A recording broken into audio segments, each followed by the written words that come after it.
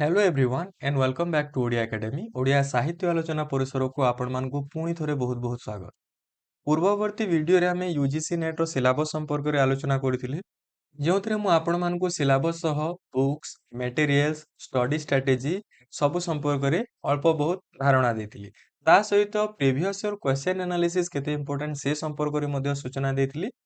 ताकू भित्ति करी आज रो ए वीडियो रे हमें यूजीसी नेट रो प्रीवियस ईयर क्वेश्चन सीरीज को आरंभ करूछु।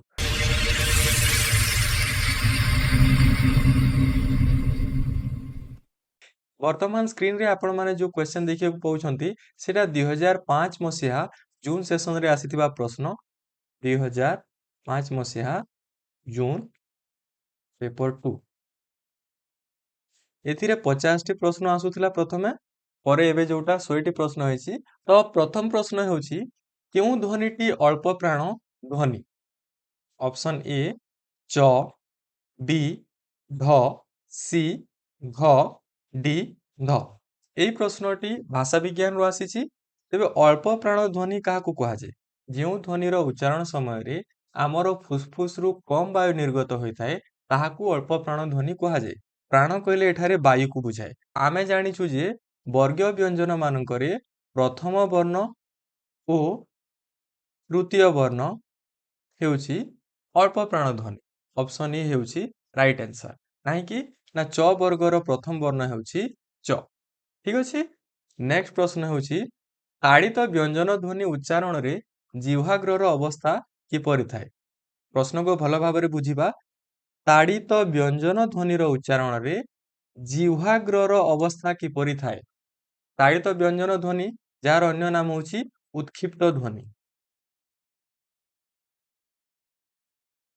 एई ध्वनिर उच्चारण समय रे जिह्वाग्र बा ब्लेड ऑफ द टंग जाहाकू कहूछु आमे तार अवस्था किपरि थाए। उत्क्षिप्त ध्वनि होउची आम वर्णमालार ळ एवं ढ। मूर्धन्य ध्वनि परि एमानकर उच्चारण समय रे जिह्वाग्र कोन हुए खूब शीघ्र मूर्धा को जाई तार पूर्वावस्था को फेरी आसे। तेणु एही जिह्वाग्रर अवस्थाटा किपरि थाए स्थिर हेबो नाही शिथिल मध्य हेबो नाही अस्थिर मध्य हेबो नाही खूब शीघ्र गतिशील होई थाए। एणु ऑप्शन बी हेउची राइट आंसर। ठीक अछि। तापर तृतीय प्रश्न हेउची विंश शतकरे ओडिया लोक साहित्यर जणे प्रसिद्ध गवेषक किए। Option A Bhubaneswar Behera B Karunakar Kar C Prahlad Pradhan D Kunja Bihari Das. तो ए हिसाब रे जदि आमे ऑप्शन को देखिबा ताहेले ऑप्शन डी होची राइट आंसर। काहे कि ना एमानक मध्यरु केही मध्य लोक साहित्य रे सेते पुंखानुपुंख आलोचना करि नाहंती जेति कुंज बिहारी दास करछन्ती। कुंज बिहारी दास होउछन्ती ओडिया साहित्यर प्रथम व्यक्ति जे कि लोक साहित्य उपरे पीएचडी करथिले एवं तांको द्वारा रचित ओडिया लोकगीत ओ कहानी जहा 1954 मसिया रे प्रकाश पाइथिला सेटा मध्य एक उल्लेखयोग्य कृति। परवर्ती प्रश्न शिशुवेद क्यों धर्म संपर्कित रचना। ऑप्शन ए वैष्णव धर्म ऑप्शन बी शैव धर्म ऑप्शन सी नाथ धर्म ऑप्शन डी ब्राह्म धर्म। तेबे शिशुवेद होउची नाथ धर्म संपर्कित रचना। काहे कि नाथ धर्मर सबुठारु प्राचीन ग्रंथ हेउची शिशुवेद जहाकू गोरेखनाथ वा गोरक्षनाथ रचना करथिले। परवर्ती प्रश्न कल्पलता काव्यर प्रणेता किए। Option A Arjun Das option B Banamali Das option C Vishnu Das option D Debadurlabha Das. यार सठिक उत्तर हेउची अर्जुन दास। काहे ना कल्पलता हेउची ओडिया साहित्यर प्रथम काल्पनिक काव्य जार स्रष्टा हेउचंती अर्जुन दास एवं ओडिया साहित्यर प्रथम पौराणिक काव्य मध्य अर्जुन दासंकर ही कृति जहा हेउची राम विवाह।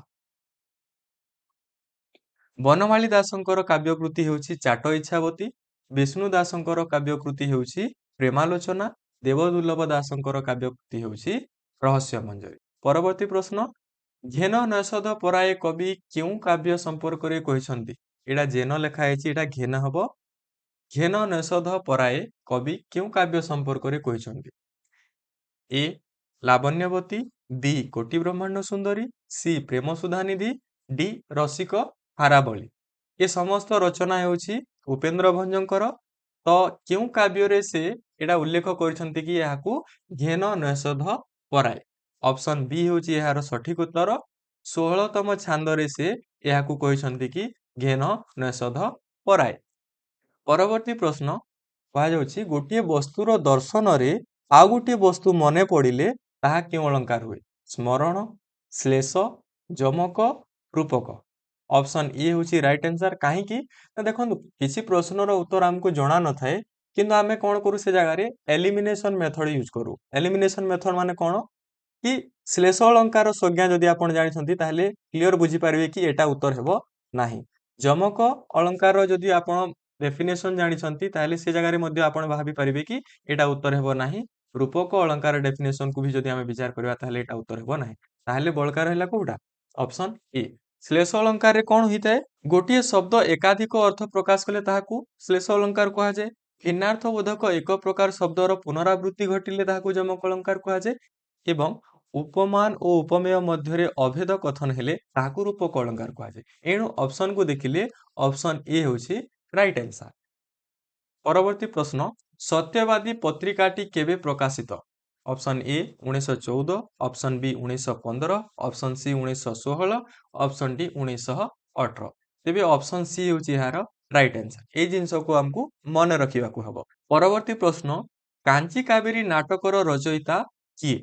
ଅପସନ ଏ ରାମଶଙ୍କର ରାୟ, ଅପସନ ବି ଭିଖାରୀ ଚରଣ ପଟ୍ଟନାୟକ, ଅପସନ ସି କୁନ୍ତଳା କୁମାରୀ ସାବତ, ଅପସନ ଡି ରାମଚନ୍ଦ୍ର ମିଶ୍ର। ଏହାର ସଠିକ ଉତ୍ତର ହେଉଛି ରାମଶଙ୍କର ରାୟ। ପରବର୍ତ୍ତୀ ପ୍ରଶ୍ନ, ଲାଳିକା ଲେଖକ କିଏ? ନିମ୍ନୋକ୍ତ ମଧ୍ୟରୁ କିଏ ଲାଳିକା ଲେଖୁଥିଲେ? ଲାଳିକାକୁ ଇଂରାଜୀରେ ପ୍ୟାରୋଡି ବୋଲି କୁହାଯାଏ, ଯୋଉଥିରେ ଆମେ କ'ଣ କରୁ ନା ଗୋଟିଏ ଶୈଳୀକୁ ଅନୁସରଣ କରି ସେଥିରେ ବ୍ୟଙ୍ଗ ରଚନାକୁ ଆମେ ଦର୍ଶାଇଥାଉ। ପ୍ରଥମ ଅପସନ ହେଉଛି ବିମାଧର ବର୍ମା, ସେକେଣ୍ଡ ଅପସନ ହେଉଛି ସଚିଦାନନ୍ଦ ରାଉତରାୟ, ତୃତୀୟ ଅପସନ ହେଉଛି ନିତ୍ୟାନନ୍ଦ ମହାପାତ୍ର, ଚତୁର୍ଥ ଅପସନ ହେଉଛି ଲକ୍ଷ୍ମୀକାନ୍ତ ମହାପାତ୍ର। ତ ଲାଳିକାର ସ୍ରଷ୍ଟା ହେଉଛନ୍ତି ଲକ୍ଷ୍ମୀକାନ୍ତ ମହାପାତ୍ର। ସେ ଲେଖିଥିଲେ ଚଟକ, ଚନ୍ଦ୍ରହାସ, ଚମ୍ପୁ। ସେ କିଶୋର ଚନ୍ଦ୍ରାନନ୍ଦ ଚମ୍ପୁର ଶୈଳୀକୁ ଅନୁସରଣ କରିକି ଚଟକ, ଚନ୍ଦ୍ରହାସ, ଚମ୍ପୁ ରଚନା କରିଥିଲେ, ଯାହା ଏକ ବ୍ୟଙ୍ଗମୂଳକ ହାସ୍ୟଧର୍ମୀ ରଚନା। ଠିକ ଅଛି। ପରବର୍ତ୍ତୀ ପ୍ରଶ୍ନ, ନନ୍ଦକିଶୋର ବଳଙ୍କ ଉପନ୍ୟାସର ନାମ କ'ଣ? ନନ୍ଦକିଶୋର ବଳଙ୍କର ଉପନ୍ୟାସର ନାମ ହେଉଛି କନକଲତା, ଯାହା ତାଙ୍କର એકમાત્ર ଉପନ୍ୟାସ ଥିଲା। ପରବର୍ତ୍ତୀ ପ୍ରଶ୍ନ, ଏଇ ଯେ ଆସୁଛି ଝଡ଼ କର ସଖୀ ତାରେ ନମସ୍କାର କାହାର କବିତା? এই ଯୋଉ କୋଟେସନଟି ଦିଆଯାଇଛି ଏଇଟା କାହାର କବିତାରୁ ଆସିଛି? ଅପସନ ଏ ସଚିଦାନନ୍ଦ ରାଉତରାୟ, ଅପସନ ବି ରବି ସିଂ, ଅପସନ ସି ଅନନ୍ତ ପଟ୍ଟନାୟକ, ଅପସନ ଡି ବୈକୁଣ୍ଠନାଥ ପଟ୍ଟନାୟକ। ଏହାର ସଠିକ ଉତ୍ତର ହେଉଛି ଅପସନ ଏ ସଚିଦାନନ୍ଦ ରାଉତରାୟ। ତାଙ୍କର ଝଡ଼ କବିତାରୁ ଏହି କୋଟେସନଟି ଆସିଛି। ଠିକ ଅଛି। ନେକ୍ସଟ ଜିନିଷ ହେଉଛି କେଉଁଟି ଚେତନା ପ୍ରବାହ ଧର୍ମୀ ଉପନ୍ୟାସ? ଅପସନ ଏ ଅନ୍ୱେଷଣ, ଅପସନ ବି ଚିତ୍ରଗ୍ରୀବ, ଅପସନ ସି ଲୟ ବିଳୟ ଏବଂ ଅପସନ ଡି ଅନ୍ଧ ଦିଗନ୍ତ। ଚେତନା ପ୍ରବାହ ଧର୍ମୀ ଉପନ୍ୟାସ ହେଉଛି ଲୟ ବିଲୟ, ଯୋଉଟା କି ଗୋପୀନାଥ ମହାନ୍ତିଙ୍କର।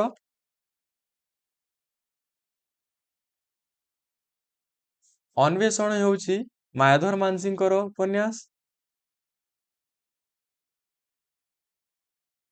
ଚିତ୍ରଗ୍ରୀବ ହେଉଛି ସଚିଦାନନ୍ଦ ରାଉତରାୟଙ୍କର ଉପନ୍ୟାସ ଏବଂ ଅନ୍ଧ ଦିଗନ୍ତ ହେଉଛି ସୁରେନ୍ଦ୍ର ମହାନ୍ତିଙ୍କ ଉପନ୍ୟାସ। ଏହା ଏକ ରାଜନୈତିକ ଉପନ୍ୟାସ, ଏହା ଚେତନା ପ୍ରବାହ ଧର୍ମୀ ଉପନ୍ୟାସ, ଏହା ନାରୀ ବିହୀନ ଉପନ୍ୟାସ। ଅନ୍ୱେଷଣ ହେଉଛି ମାୟାଧର ମାନସିଂହଙ୍କ ଏକମାତ୍ର ଉପନ୍ୟାସ। ପରବର୍ତ୍ତୀ ପ୍ରଶ୍ନକୁ ଯିବା। ସବୁଜ ପରିଆସ ପତ୍ର ରହେ କାନ ଡେରି ଉର୍ଧ୍ୱେ ଚାହେଁ ଘାସ, ଏହା କେଉଁ କବିଙ୍କର କବିତାଂଶ? Option A Annada Shankar Ray, option B Binod Chandra Nayak, option C Harihar Mahapatra, option D Manmohan Mishra. ଏହାର ସଠିକ ଉତ୍ତର ହେଉଛି ଅପସନ ଏ ଅନ୍ନଦା ଶଙ୍କର ରାୟ। ତାଙ୍କର ସବୁଜ ଅକ୍ଷର କବିତା ସଂକଳନ, ସେଥିମଧ୍ୟରୁ ଗୋଟେ କବିତାର ଏଇଟା ହେଉଛି ପଂକ୍ତି। ପରବର୍ତ୍ତୀ ପ୍ରଶ୍ନ, ପିଙ୍ଗଳାର ସୂର୍ଯ୍ୟର କବି କିଏ? ପରବର୍ତ୍ତୀ ପ୍ରଶ୍ନ, ପିଙ୍ଗଳାର ସୂର୍ଯ୍ୟର କବି କିଏ? ଦୁର୍ଗାଚରଣ କୁଅଁର, ବେଣୁଧର ରାଉତ, ଭାନୁଜୀ ରାଓ, ଚିନ୍ତାମଣି ବେହେରା। ଅପସନ ବି ହେଉଛି ଏହାର ସଠିକ ଉତ୍ତର, ବେଣୁଧର ରାଉତ। ବେଣୁଧର ରାଉତଙ୍କର ଅନ୍ୟାନ୍ୟ ରଚନା କ'ଣ? ଏକ ତାରା, ଦୁଇ ତାରା, ଭିନ୍ନ ଦର୍ପଣ, ଯାହାକି ପରିଚିତ ରଚନା ଦୁଇଟି। ପରବର୍ତ୍ତୀ ପ୍ରଶ୍ନ, କବି ରାଧାମୋହନ ଗଡ଼ନାୟକ କେଉଁ ଛନ୍ଦରେ କବିତା ଲେଖି ପ୍ରସିଦ୍ଧି ଅର୍ଜିଛନ୍ତି? ଅପସନ ଏ ହେଉଛି ଗଦ୍ୟ ଛନ୍ଦ, ଅପସନ ବି ମାତ୍ରା ଛନ୍ଦ, ऑप्शन सी अमित्राक्षर छंद, ऑप्शन डी मुक्त छंद। ଯଦି ଆମେ ରାଧାମୋହନ ଗଡ଼ନାୟକଙ୍କ ଅଧିକାଂଶ କବିତାକୁ ଲକ୍ଷ୍ୟ କରିବା ତାହେଲେ ତାହା ମୁକ୍ତ ଛନ୍ଦରେ ରଚିତ। ଇଂରାଜୀରେ ଏହାକୁ ଫ୍ରି ଭର୍ସ ବୋଲି କୁହାଯାଏ। ପରବର୍ତ୍ତୀ ପ୍ରଶ୍ନ, କାଳୀଚରଣ ପଟ୍ଟନାୟକଙ୍କ ଆତ୍ମଜୀବନୀର ନାମ କଣ? ଅପସନ ଏ କୁମ୍ଭାର ଚକ, ଅପସନ ବି ସାଧନାର ପଥେ, ଅପସନ ସି ମୋ ଫୁଟା ଡଙ୍ଗାର କାହାଣୀ, ଅପସନ ଡି ମୋ ସମୟର ଓଡ଼ିଶା। କାଳୀଚରଣ ପଟ୍ଟନାୟକଙ୍କ ଆତ୍ମଜୀବନୀର ନାମ ହେଉଛି କୁମ୍ଭାର ଚକ। ସାଧନାର ପଥେ ହେଉଛି ହରେକୃଷ୍ଣ ମହତାବଙ୍କର ରଚନା।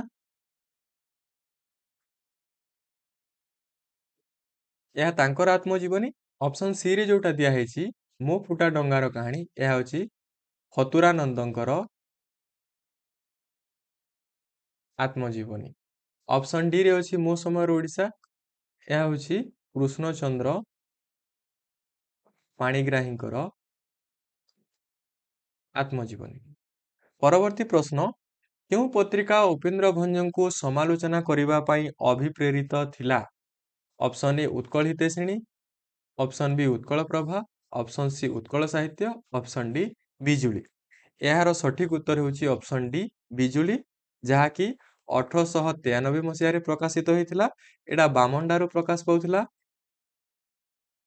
ପରବର୍ତ୍ତୀ ପ୍ରଶ୍ନ, ଶତାବ୍ଦୀର ସୂର୍ଯ୍ୟ କି ଧରଣର ଉପନ୍ୟାସ? ଅପସନ ଏ ରାଜନୈତିକ ଉପନ୍ୟାସ, ଅପସନ ବି ଚରିତ ଉପନ୍ୟାସ, ଅପସନ ସି ଐତିହାସିକ ଉପନ୍ୟାସ, ଅପସନ ଡି ସାମାଜିକ ଉପନ୍ୟାସ। ଶତାବ୍ଦୀର ସୂର୍ଯ୍ୟ ହେଉଛି ସୁରେନ୍ଦ୍ର ମହାନ୍ତିଙ୍କ ଉପନ୍ୟାସ, ଯାହାକି ଏକ ଚରିତ ଉପନ୍ୟାସ। ଏଥିରେ ମଧୁସୂଦନ ଦାସଙ୍କର ଜୀବନ ସମ୍ପର୍କରେ ଆଲୋଚନା କରାଯାଇଛି। ଏହା ଦୁଇ ଭାଗରେ ବିଭକ୍ତ।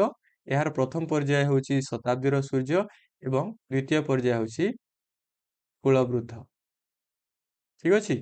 ପରବର୍ତ୍ତୀ ପ୍ରଶ୍ନ, ହାତୁଡ଼ି ଓ ଦା ଗପର ରଚୟିତା କିଏ? ଅପସନ ଏ କାଳିନ୍ଦୀ ଚରଣ ପାଣିଗ୍ରାହୀ, ଅପସନ ବି ଦିବ୍ୟସିଂହ ପାଣିଗ୍ରାହୀ, ଅପସନ ସି ଭଗବତୀ ଚରଣ ପାଣିଗ୍ରାହୀ, ଅପସନ ଡି କୃଷ୍ଣଚନ୍ଦ୍ର ପାଣିଗ୍ରାହୀ। ଏହାର ସଠିକ ଉତ୍ତର ହେଉଛି ଭଗବତୀ ଚରଣ ପାଣିଗ୍ରାହୀ। ଭଗବତୀ ଚରଣ କିଛି ଗଳ୍ପ ଲେଖିଥିଲେ, ସେମାନଙ୍କ ମଧ୍ୟରୁ ହାତୁଡ଼ି ଓ ଦା ହେଉଛି ଅନ୍ୟତମ। ତାଙ୍କର ଅନ୍ୟାନ୍ୟ ଗଳ୍ପ ଗୁଡ଼ିକ ହେଲା ଜଙ୍ଗଲୀ, ଶିକାର, ଝଡ଼, ଆରମ୍ଭ ଓ ଶେଷ, ମୀମାଂସା, ମୃତ୍ୟୁ ବିବେଚନା ଇତ୍ୟାଦି। ଠିକ ଅଛି। ପରବର୍ତ୍ତୀ ପ୍ରଶ୍ନକୁ ଯିବା। ଅନୁଷ୍ଠାନ ଗୁଡ଼ିକୁ କ୍ରମେ ସଜାଇ ଲେଖ।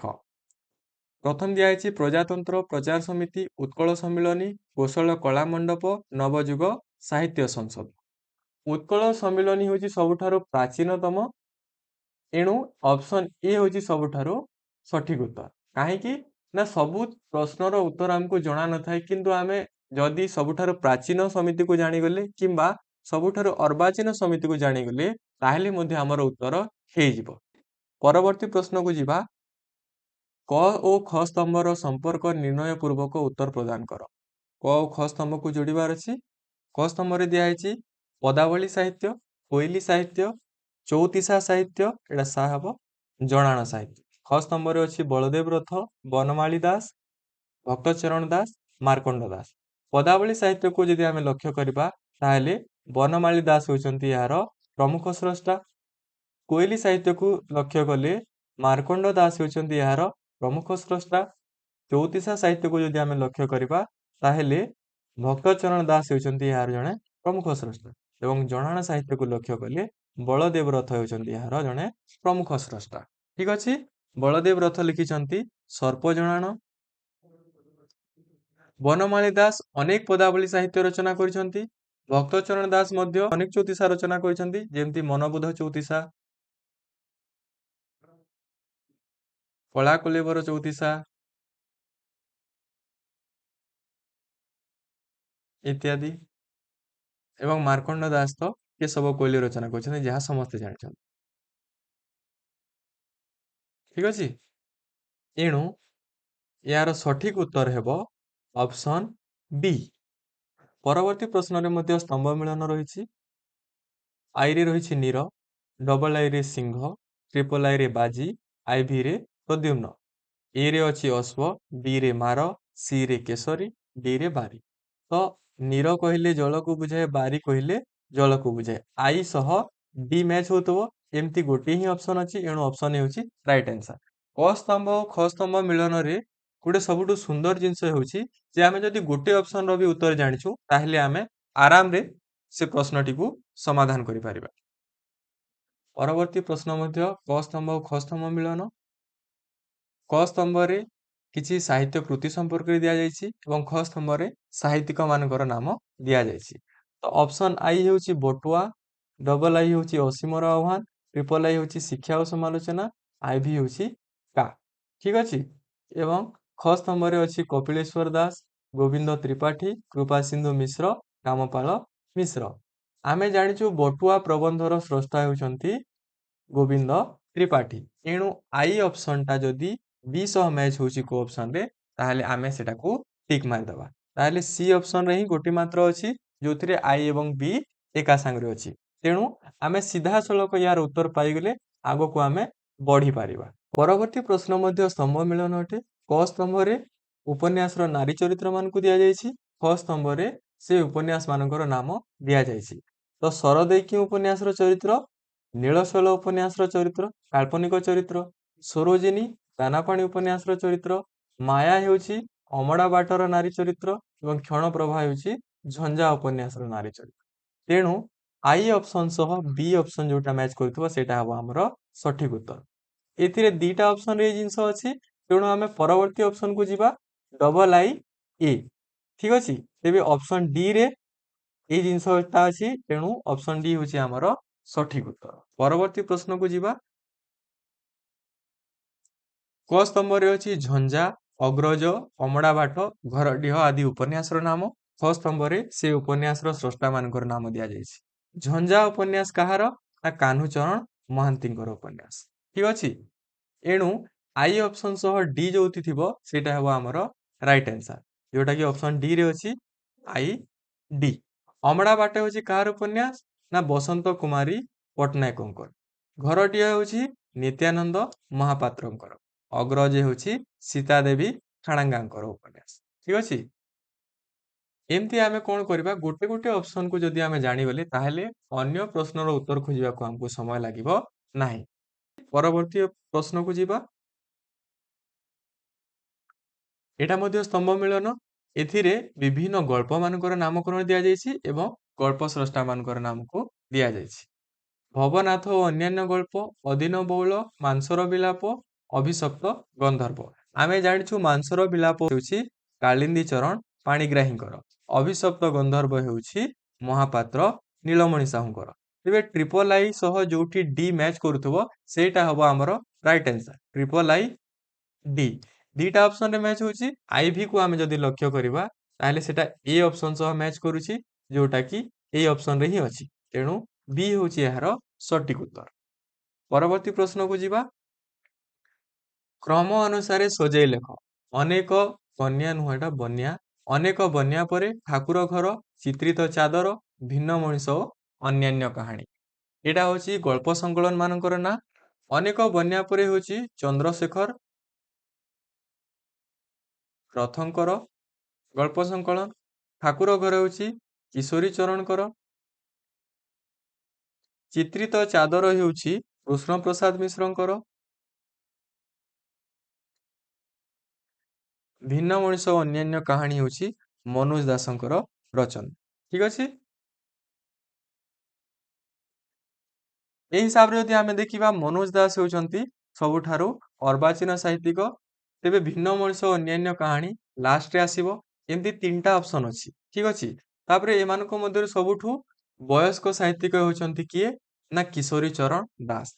तांकर रचना ठाकुर घरे होछि सबुठारु प्राचीन। तेणु ठाकुर घर परे आसीबो अनेक बन्या परे, तापरे आसीबो चित्रित चादर, भिन्न मनीष और अन्यान्य कहानी। परवर्ती प्रश्न।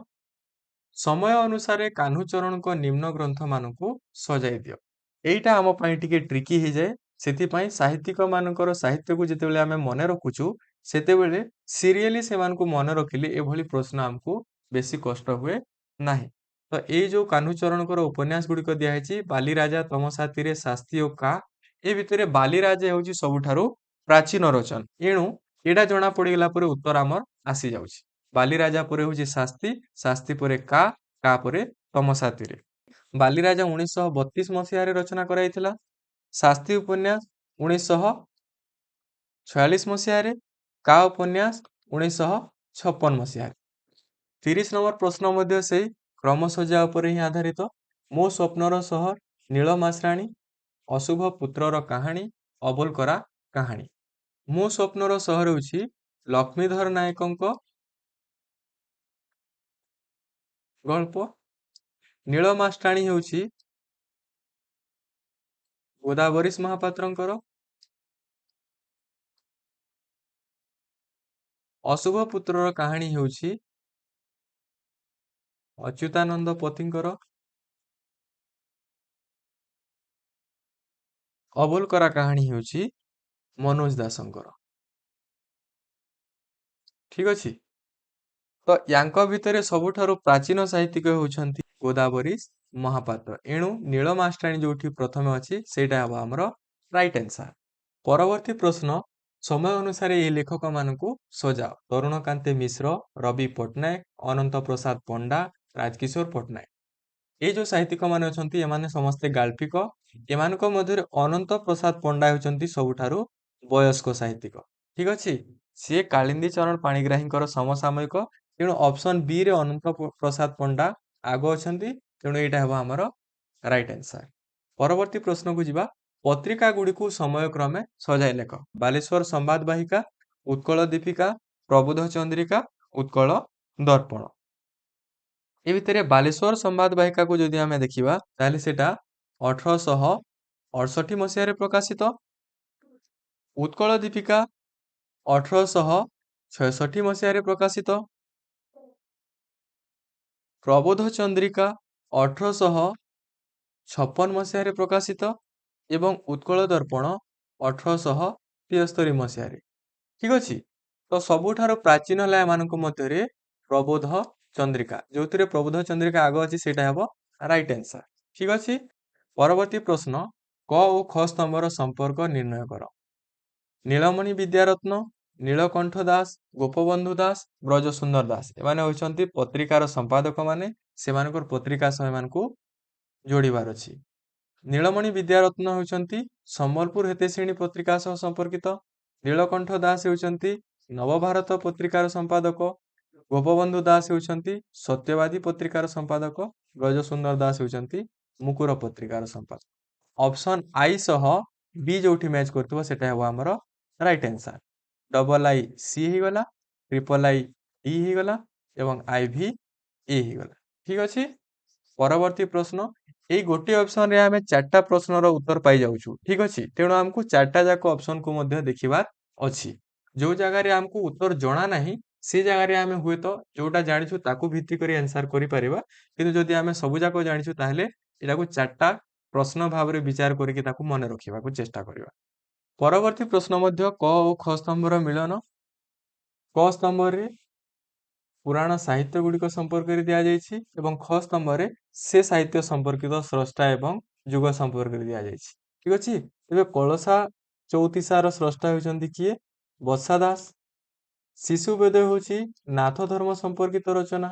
ଗୌଡ଼ୀୟ ବୈଷ୍ଣବ ଧର୍ମ ଗ୍ରହଣ କରିଥିଲେ କିଏ? ଅଭିମନ୍ୟୁ ସାମନ୍ତ ସିଂହା। ବେଦାନ୍ତ ସାର ଗୁପ୍ତ ଗୀତା ହେଉଛି ବଳରାମ ଦାସଙ୍କ ରଚନା। ଠିକ ଅଛି। ଏଣୁ ଅପସନ ଆଇ ଏବଂ ବି ଯୋଉଠି ମ୍ୟାଚ୍ କରୁଥିବ ସେଟା ହେବ ଆମର ରାଇଟ ଆନ୍ସର। ଏଟା ଅପସନ ବି ରେ ଅଛି। ତେଣୁ 34 ନମ୍ବର ପ୍ରଶ୍ନର ସଠିକ ଉତ୍ତର ହେଉଛି ଅପସନ ବି। ପରବର୍ତ୍ତୀ ପ୍ରଶ୍ନ, ଅସାର ସଘନ କାଳ ହୋଇ ଉଦୟ, ଅସିତ ପରବଳରୁ ଦରସମୟ। ଏହି 13 ଅକ୍ଷର ବିଶିଷ୍ଟ ପଦଦ୍ୱୟରେ କେଉଁ ଋତୁ ବର୍ଣ୍ଣିତ ହୋଇଛି? ଅସାର ସଘନ କାଳ ହୋଇ ଉଦୟ। ଏଇ ପଂକ୍ତିଟି ଆସିଛି କୋଟି ବ୍ରହ୍ମାଣ୍ଡ ସୁନ୍ଦରୀରୁ।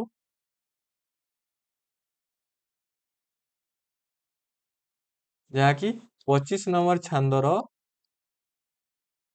ପ୍ରଥମ ପଂକ୍ତି। ଠିକ ଅଛି। ଏହି କୋଟି ବ୍ରହ୍ମାଣ୍ଡ ସୁନ୍ଦରୀରେ ଉପେନ୍ଦ୍ର ଭଞ୍ଜ ଗୋଟିଏ ପଂକ୍ତିରେ ଏକା ସାଙ୍ଗରେ 3ଟି ଋତୁର ବର୍ଣ୍ଣନା କରିଛନ୍ତି। ଠିକ ଅଛି। ଯେଉଁଥିରେ ଗୋଟିଏ ଅକ୍ଷରକୁ କାଟିଦେଲେ ତାହା ଶୀତ ଋତୁକୁ ବୁଝାଏ, 2ଟା ଅକ୍ଷରକୁ କାଟିଦେଲେ ତାହା ଗ୍ରୀଷ୍ମ ଋତୁକୁ ବୁଝାଏ ଏବଂ କୌଣସି ଅକ୍ଷରକୁ ନ କାଟିଲେ। ପରବର୍ତ୍ତୀ ପ୍ରଶ୍ନ, ସର୍ପୁରେ ଯାଇ ପର୍ବତ କହିଲେ ମହିଜାତ ହେମ ମଞ୍ଜରୀ। ଏଠାରେ କବି କାହାକୁ ଏପରି କହିଛନ୍ତି? ଅପସନ ଏ ହେଉଛି ପର୍ବତର ସୁବର୍ଣ୍ଣ ସହ ତୁଳନା କରାଯାଇଛି। ଅପସନ ବି ମର୍ତ୍ତ୍ୟରେ ଫଳିଥିବା ଫଳ ସହ ତୁଳନା କରାଯାଇଛି। ऑप्शन सी नायिका को सुवर्ण लता सह तुलना करा जायछि। ऑप्शन डी पर्वत सह तुलना कराइछि। जदि आमे ऑप्शन गुडी को देखिबा ए कोटेशन कोठु आसीछि आमे जदि भी जानि नाहु ऑप्शन को देखले ऑप्शन सी ही क्लियर कथा कहूछि तेणु ऑप्शन सी होछि यार राइट आंसर। एमती केतेटी प्रश्न को निजर बुद्धि बल रे हमकु सॉल्व करिवार होइथाय जेहेतु नेट रे माइनस मार्किंग नाही तेणु टिके बुद्धि खटे कि आमे एभली प्रश्नर उत्तर करि पारिबा। ठीक अछि। परवर्ती प्रश्न भावांतर पुणी क्षणे करे जात गलाणी तो गला कथारे संगात। ଏହା କେଉଁ କବିଙ୍କର ପଂକ୍ତି ଅଟେ? ଗଲାଣି ତ ଗଲା କଥାରେ ସଂଗାତ ଏଇଟା ବଳଦେବ ରଥଙ୍କର କିଶୋର ଚନ୍ଦ୍ରାନନ୍ଦ ଚମ୍ପୁରୁ ଆସିଛି। ଏଣୁ ଏହାର ସଠିକ ଉତ୍ତର ହେଉଛି ଅପସନ ଡି। 38 ନମ୍ବର ପ୍ରଶ୍ନ କବି ଯାକରେ ମୂର୍ଖକୁ ସ୍ତୁତି ଏଥିରୁ ନାହିଁ ବଳ ବିପତ୍ତି ଏଥିକି ପ୍ରତି ଛାତିରେ କାତି ମାରିବା ଭଲ ହେ। ଏହାର ତାତ୍ପର୍ଯ୍ୟ କଣ? ଏଇଟା ଦୀନକୃଷ୍ଣ ଦାସଙ୍କର ଉକ୍ତି ଅଟେ ଯୋଉଟା କି ତାଙ୍କ ରସକଲ୍ଲୋଳରେ ଦିଆଯାଇଛି। ତ ସେଥିରେ ସେ କବିଙ୍କୁ ମୂର୍ଖମାନଙ୍କର ସ୍ତୁତି କରିବାରେ ବାରଣ କରୁଛନ୍ତି ଏବଂ ଏହାକୁ ସମାଜ ପାଇଁ ଏକ ବଡ଼ ବିପତ୍ତି ବୋଲି କହୁଛନ୍ତି। ତେଣୁ ଅପସନ ଏ ରେ କୁହାଯାଇଛି କବି ମୂର୍ଖକୁ ସ୍ତୁତି କରିବା ବିଧେୟ। ଏଟା ନେଗେଟିଭ ଜିନିଷ। କବି କୌଣସି ପରିସ୍ଥିତିରେ ମୂର୍ଖଙ୍କ ସହ ସାଲିସ କରିବା ଅନୁଚିତ ଏଟା ଠିକ ଲାଗୁଛି। କବି ମୂର୍ଖଙ୍କ କବଳରେ ପଡ଼ି ଆତ୍ମହତ୍ୟା କରିବ ଏଟା ବି କୁହାଯାଉ ନାହିଁ। କବି ବିପଦ ବେଳେ ମୂର୍ଖଙ୍କ ସହାୟତା ନେବ ଏଟା ବି କୁହାଯାଉ ନାହିଁ। ତେଣୁ ଅପସନ ବି ହେଉଛି ରାଇଟ ଆନ୍ସର। ଠିକ ଅଛି। ପରବର୍ତ୍ତୀ ପ୍ରଶ୍ନକୁ ଯିବା। ଏହା କାହାର ଗଦ୍ୟ ଶୈଳୀ? ଦୁନିଆଟା ଖାଲି ଛାତିର ଖେଳ ଯିଏ ଭାବେ ଯିଏ ପାରେ ସେ ଭୋଗ କରେ ଜୀବନର ସ୍ୱାଦ ପାଏ ଯିଏ ନ ପାରେ ସେ ପରକୁ କଟା ସମ୍ପା କରେ। ଏଇ ପ୍ରଶ୍ନର ଉତ୍ତର ହେଉଛି ଗୋପୀନାଥ ମହାନ୍ତି। ଠିକ ଅଛି। ତାଙ୍କର ଅମୃତ ସନ୍ତାନ ଉପନ୍ୟାସରେ ସେ ଏହି ଉକ୍ତିଟି ଉଲ୍ଲେଖ କରିଛନ୍ତି। ଜୀବନ ଜୀବାରେ ସ୍ୱାଦ ଅଛି ମରଣରେ ନାହିଁ। ସେଟା ଗୋପୀନାଥ ମହାନ୍ତିଙ୍କର ଅମୃତ ସନ୍ତାନ ଉପନ୍ୟାସର ଏକ ପଂକ୍ତି। ଠିକ ଅଛି। ପରବର୍ତ୍ତୀ ପ୍ରଶ୍ନକୁ ଯିବା। ଶୁଣିବ ଯେବେ ପ୍ରିୟାଗ ମୋର ପ୍ରଣୟୀ ତବ ଜଗତେ ନାହିଁ ଆସିବ ମୋର ଭସ୍ମ ପାଶେ ଦେବ ହି ତାର ଦେହର ଛାଇ ପାରିବ ଯଦି ଭସ୍ମ ପରେ ପଦ୍ମପାଦ ଚାଲିବ ଧୀରେ ଜୀବନ ପୁଣି ଲଭିବି ସଖୀ ନିଶ୍ଚୟ ମୁଁ ମରଣ ତୀରେ। କବି କାହା ଉଦ୍ଦେଶ୍ୟରେ କହିଛନ୍ତି? ଏଟା ମାୟାଧର ମାନସିଂହଙ୍କର ପଂକ୍ତି ଯିଏ କି ନିଜର ପ୍ରେୟସୀଙ୍କୁ ପ୍ରିୟା ବୋଲି ସବୁବେଳେ ଉଚ୍ଚାରଣ କରିଥାନ୍ତି। ଏଣୁ ନିଜ ପ୍ରିୟା ଉଦ୍ଦେଶ୍ୟରେ ସେ କଥାଟି କହିଛନ୍ତି। ତାଙ୍କର ପ୍ରେମ ଓ ମୃତ୍ୟୁ କବିତାରୁ ଏହା ଆସିଛି। ଠିକ ଅଛି। ଆମେ ଲାଞ୍ଚୁଆ ମାନେ କିନ୍ତୁ ସବାଖିଆ ଦେଶ ରସାତଳକୁ ଯାଉ ଭେଜାଲ ଖାଦ୍ୟ ଭେଜାଲ ଔଷଧ ଖାଇ ହଜାର ହଜାର ଦେଶବାସୀ ମରନ୍ତୁ ସେଥିପ୍ରତି ଭୂକ୍ଷେପ ନ କରି ମଣିଷ ଗୁଡା ରାକ୍ଷସ ପାଲଟିଛନ୍ତି। ଏହା କାହା ଉଦ୍ଦେଶ୍ୟରେ କୁହାଯାଇଛି? ଏଟା ଆମର ଆଇକ୍ୟୁ ଟେଷ୍ଟ ଭଳିଆ ପ୍ରଶ୍ନ। ଯୁକ୍ତି ସ୍ଥାପନା ଯେମିତି ହୋଇଥାଏ ସେଇଭଳି ଏଟା ମଧ୍ୟ ଆମର ଆଇକ୍ୟୁ ଟେଷ୍ଟ। ଏହାର କୌଣସି ଫିକ୍ସ ସିଲାବସ ନାହିଁ। ଏଟା ରାଣ୍ଡମଲି ଆମକୁ ପ୍ରଶ୍ନ ଦିଆଯାଇଥାଏ ଆମର ନଲେଜ ଟେଷ୍ଟ କରିବା ପାଇଁ। ତ ଏଥିରେ କଣ କୁହାଯାଇଛି? ସଂସ୍କୃତି ସମ୍ପନ୍ନ ମଣିଷ ସମ୍ପର୍କରେ କୁହାଯାଇଛି ଅପସଂସ୍କୃତିରେ ବାସ କରୁଥିବା ମଣିଷ ସମ୍ପର୍କରେ କୁହାଯାଇଛି ସଭ୍ୟ ମଣିଷ ସମ୍ପର୍କରେ କୁହାଯାଇଛି ନା ଆଦର୍ଶ ମଣିଷ ସମ୍ପର୍କରେ କୁହାଯାଇଛି? ଏତାର ସଠିକ ଉତ୍ତର ହେଉଛି ଅପସନ ବି ଅପସଂସ୍କୃତିରେ ବାସ କରୁଥିବା ମଣିଷ ମାନଙ୍କ ଉଦ୍ଦେଶ୍ୟରେ ଏହା କୁହାଯାଇଛି। ପରବର୍ତ୍ତୀ ପ୍ରଶ୍ନ ସାଧୁ ବିଜ୍ଞ ସଚ୍ଚରିତ୍ର ଭାବରେ ଲୋକ ପ୍ରତିନିଧି ହେବାର ସର୍ବୋଚ୍ଚ ଯୋଗ୍ୟତା ଥିଲେ ହେଁ କୌଣସି ନାଗରିକ ଧନ କ୍ଷମତା ଓ ଧୂର୍ତ୍ତତା ନଥାଉ ଲୋକ ପ୍ରତିନିଧି ହେବାର ପରିକଳ୍ପନା ହିଁ କରିପାରିବେ ନାହିଁ। ଲୋକ ପ୍ରତିନିଧିର ସର୍ବୋଚ୍ଚ ଯୋଗ୍ୟତା କଣ? ଏଣୁ ସାଧୁ ବିଜ୍ଞ ସଚ୍ଚରିତ୍ର ଏଟା ଆଗରୁ ହିଁ ଦିଆଯାଇଛି। ଅପସନ ର ଉତ୍ତର ଏତିକିରେ ହିଁ ଅଛି। ତେଣୁ ଆମେ ଆଗକୁ ନ ଯାଇ ସିଧାସଳଖ ଦେଖିବା ଅପସନ ସି କୁ। ଠିକ ଅଛି। ପରବର୍ତ୍ତୀ ପ୍ରଶ୍ନକୁ ଯିବା। ଧରିଣ ଜ୍ୟୋତି ଦୀକ୍ଷା ସାଧୁରୁ ଯୋଗ ପରମ ବ୍ରହ୍ମେ ଚିତ୍ତ କରି ସଂଯୋଗ ପ୍ରଖର ରବି করে ଟେକୁଛୁ ମଥା ତପ ପ୍ରଭାବେ ହୃଦେ ନ ଲାଗେ ବ୍ୟଥା। ଏହା କାହାର ରଚନା? 43 ନମ୍ବର ପ୍ରଶ୍ନର ଉତ୍ତର ହେଉଛି କୃଷ୍ଣଚନ୍ଦ୍ର ତ୍ରିପାଠୀ। ତାଙ୍କର କବିତାର ଏହା ଏକ ପଂକ୍ତି। ଏ ସମ୍ପର୍କରେ ମୋର ବି ବିଶେଷ କିଛି ଧାରଣା ନାହିଁ। ବେଳେ ବେଳେ ବହୁତ ଗଭୀର ପ୍ରଶ୍ନ ବି ଆସିଯାଏ କିନ୍ତୁ ଏହାର ସଠିକ ଉତ୍ତର ହେଉଛି କୃଷ୍ଣଚନ୍ଦ୍ର ତ୍ରିପାଠୀ।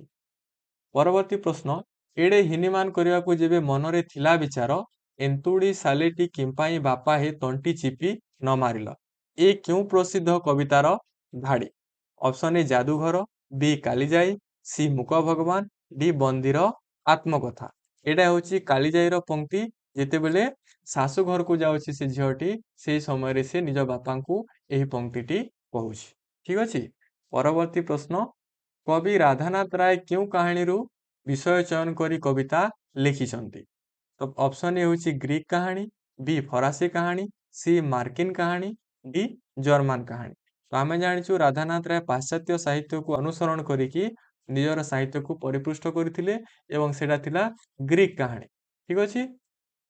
ग्रीक एवं रोमान कहानी को अनुसरण करिकी से लिखिथिले जेमति Metamorphosis, pyramid थिस्बी, Kings Minos and सिला एमती प्राचीन पाश्चात्य कहानी मान को अनुसरण करिकी से निजर काव्य गुडी को परिपुष्ट करिसंती। परवर्ती प्रश्न प्राचीन काल रे शांतनु नामक जने धार्मिक राजा हस्तिनारे राजत्व करुथिले। तांकर प्रथम पत्नीकर नाम गंगा थिला। गंगा देवी गर्भरु द्यू नामक एक पुत्र जन्मिथिले। द्यू परे देवव्रत नाम धारण कले। देवव्रत किए? देवव्रत प्रकृति किए थिले? द्यू। द्यू किए थिले? गंगा देवी गर्भरु जात होइथिबा पुत्र। तो गंगा देवी स्वामी तो होई परिबे नाही। हस्तिनार राजा शांतनुकर सांग मध्य होई परिबे नाही। गंगा देवी पिता मध्य होई परिबे नाही। ये ऑप्शन डी रे दिया आइछि गंगा देवी गर्भरु द्यू नामक जन्मित पुत्रर नाम। एटा ही होछि राइट आंसर। ठीक अछि।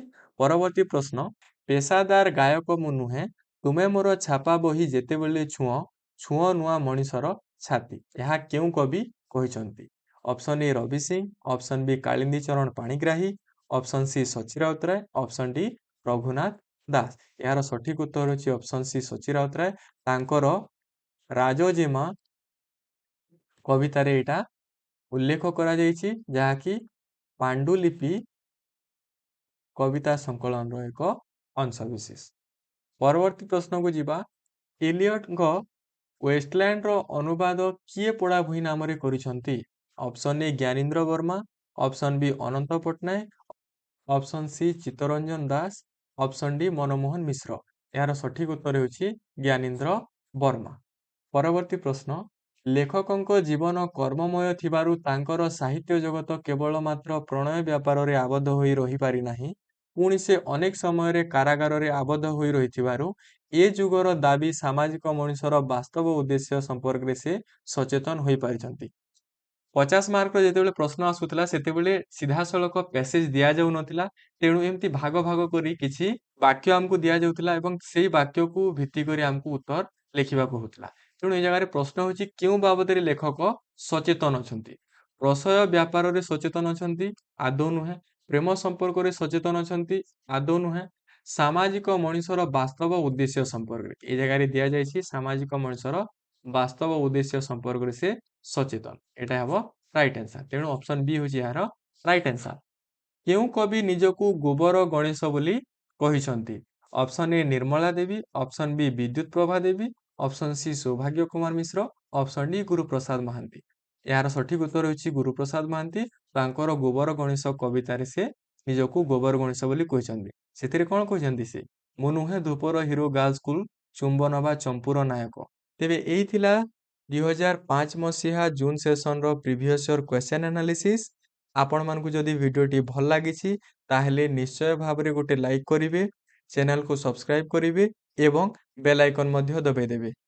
निजर मतामत जणैबा पई सबुबेले कमेंट बॉक्स रे आमे आपनको अपेक्षा करिछु। तेणु मतामत जणैबा को भूलिबे नाही। परवर्ती वीडियो रे आमे आहुरी गभीर भाबरे विभिन्न प्रसंग को आलोचना करिबु। धन्यवाद।